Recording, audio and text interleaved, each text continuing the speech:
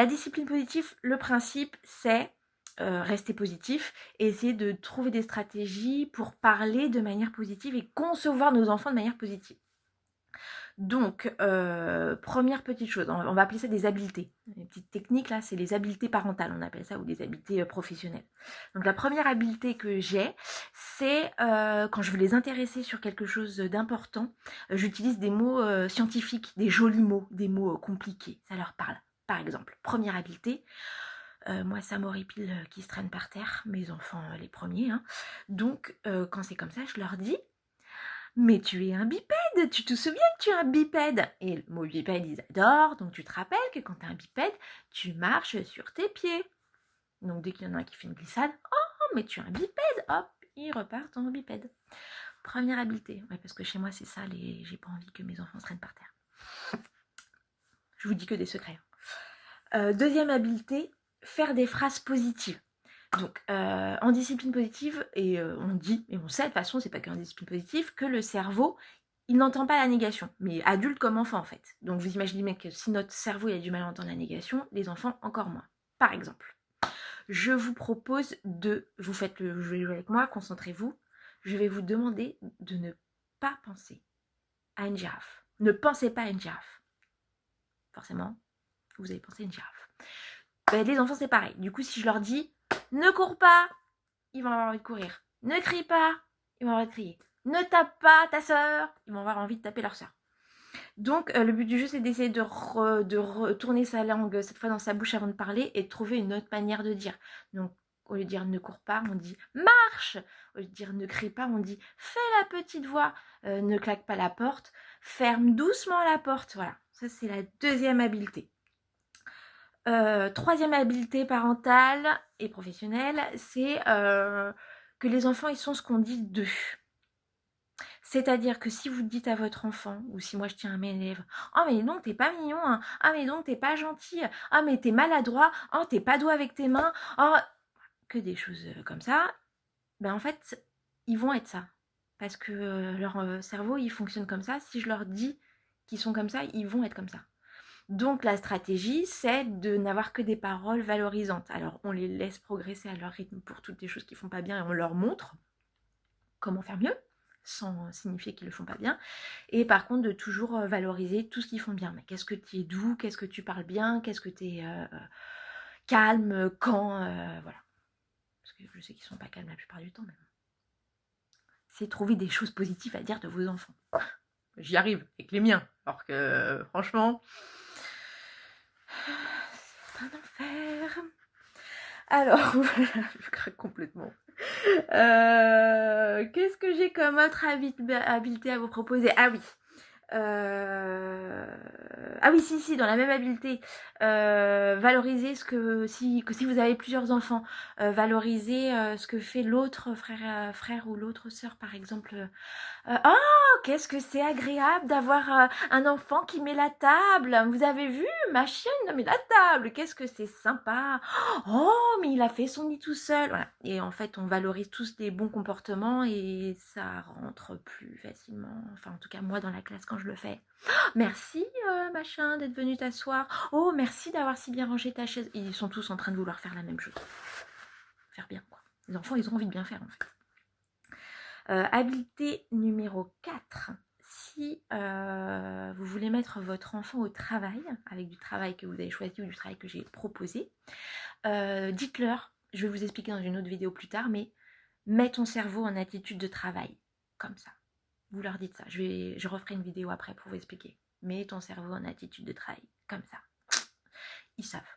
Ton cerveau, il est en attitude de travail. Tu mets ton cerveau en attitude de travail, ils savent. Donc ça aide. Je vous expliquerai après pourquoi ça aide. Voilà. Si votre enfant a autre habileté, je ne l'ai pas mise, mais ça rejoint aussi le cerveau. Quand votre enfant gesticule dans tous les sens et fait n'importe quoi, vous pouvez, et que ça vous agace, hein, parce qu'il y a aussi des moments où il a le droit de faire n'importe quoi avec son corps, hein, c'est un enfant, mais quand ça vous agace trop, vous lui rappelez, vous lui demandez, mais qui est-ce qui commande? Alors à cette réponse, c'est pas papa ou maman la réponse attendue. Qu'est-ce qui commande? C'est le cerveau. Donc vous vous rappelez à votre enfant que c'est à lui de dire à son cerveau, de dire à son corps de pas faire n'importe quoi. Voilà. Et ça marche aussi en général quand je leur dis mais qui commande? Ah, c'est mon cerveau. Ben, je vais dire à mon cerveau de dire à mon corps d'arrêter de faire n'importe quoi. Ça les déculpabilise comme ça, c'est pas de leur faute et voilà, ça aide. Je sais plus à combien j'en suis dans mon compte d'habileté, mais voilà, vous suivez vous. Toujours parler aux enfants en les regardant dans les yeux. Je me suis rendu compte que moi j'ai une maison avec un étage et j'arrête pas de leur parler d'en haut ou d'en bas. Fais ci, fais ça. Marche pas, ça marche pas. On prend le temps de parler à son enfant en le regardant dans les yeux. Dans la classe, je fais toujours ça quand j'ai quelque chose à leur dire.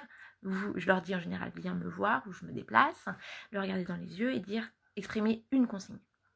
J'ai besoin que tu sois calme. J'ai besoin que tu mettes la table. J'ai besoin que tu t'habilles. Dans les yeux. Et au besoin, le faire reformuler. Qu'est-ce que j'ai besoin? Que je m'habille. Que je mette la table. Que je sois calme. Voilà. Et une fois que ça a été fait, normalement, ils sont un peu piégés, quoi. Donc normalement ils font ce que vous dites hein. En tant que maîtresse ça marche, en tant que maman un peu moins, mais bon je vous donne des stratégies, je sais pas, c'est une bouteille à la mer, j'essaye. J'avais une idée et puis elle est repartie. Ouais, bah elle reviendra pas, tant pis. Ouais, toujours une seule consigne à la fois, ça c'est important. Une autre habileté, et la dernière habileté que j'ai en tête, et après je vais vous laisser tranquille, c'est prendre du temps pour soi. En fait, là, tout ce qu'on est, on est à fond. Enfin, moi, pour le travail sur vous, pour vous aider, avec mes enfants, hein, parce que moi aussi, je souffre de la masse de travail de mes collègues qui ont fourni du travail à mes enfants. Donc, il faut en pète un peu les plombs, hein, entre le ménage, la vaisselle, le travail, les enfants, les douches, le fait de ne pas pouvoir sortir. Bref, je ferai complètement sans en faire. Trouver du temps pour soi. Quand vous sentez que ça monte trop avec vos enfants, moi je me suis mis cette barrière-là dans la classe. Ils le savent, les enfants. Donc je suis toujours une sorte de cerveau, je leur dis mon cerveau il est comme ça, je vous explique juste après ce que c'est, vous inquiétez pas. Mon cerveau il est comme ça, j'ai besoin de prendre le temps pour moi. Donc dans la classe, les enfants ils m'ont dit genre moi je peux pas sortir de la classe, hein, je vais pas laisser tous vos enfants tout seuls, c'est pas possible. Donc dans ces cas-là les enfants ils savent, on se ment ailleurs et moi je prends du temps pour respirer parce que sinon j'ai envie de crier et je veux pas crier sur vos enfants parce que c'est pas le but du jeu.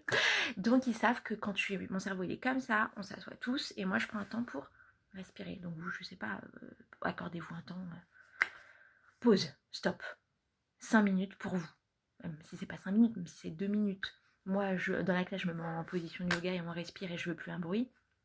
Vous faites ce que vous voulez, mais je pense que c'est important de s'accorder ça, du temps pour soi. Parce que c'est fou quand même. Hein. On est en confinement, on doit avoir un peu plus de temps pour soi. Et là, on est à corps et âme, à l'homme.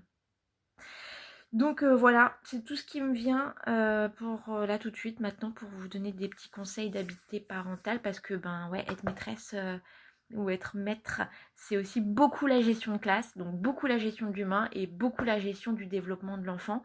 Donc peut-être que tout ce que je vous ai dit, vous le saviez déjà, ou peut-être que vous le saviez pas, ou peut-être que ça vous paraît pas réalisable. En tout cas, moi, c'est ce que j'essaie de faire avec vos enfants, donc et ça marche plutôt bien, et avec les miens aussi, a priori. Donc je vous souhaite bien du courage, tous les papas et les mamans. Désolée de cette longue vidéo, mais je pense qu'elle peut aider. À très bientôt.